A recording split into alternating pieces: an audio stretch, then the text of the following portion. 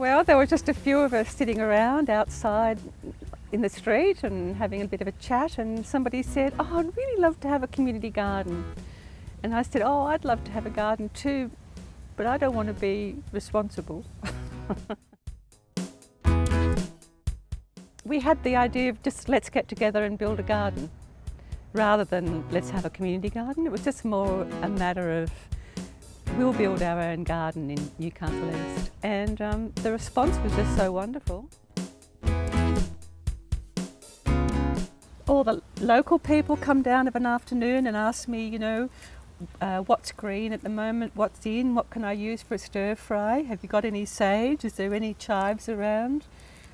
And then of course we all talk about cooking and how we're going to use all of this food. And I think it's been a really lovely thing for the housing estate, which is just behind us here, that you know, you actually need a lot of resources to get a garden like this going, and they have the benefit of us with more resources being able to set up something like this. And they can come down, and I hear them now coming down and saying, "Oh, what's for stir fry?" And I think a few years ago they would never even heard of that term.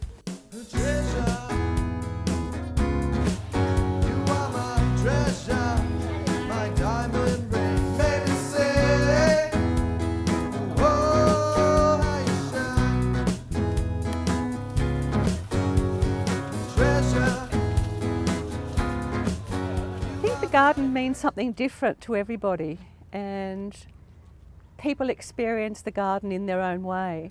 You've got people coming here when they're grieving. I met a lady down here who came down to pick the lavender. You know, her son had died the year before, and he'd grown up on a lavender farm, and so she'd come down and take little posies home. The garden's a hub for the community now. Certainly in the beginning phases we raised a lot of our own money, and that was a really important part of just bringing the community together, and that means a lot to me because this community now is diversified enormously. We've got the housing estates, we've got the very wealthy up there in those $1 million apartments. But down here in the garden, people are just all the same, and so it's brought a lot of people together.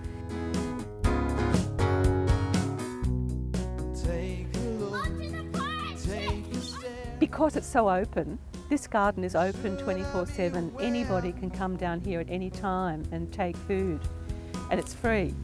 There's a cactus there, she can wash it. Really what works best is just foraging.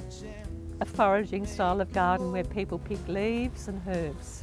There's not a lot that we need to bring in anymore. So I think that the long-term goal is just to enjoy it.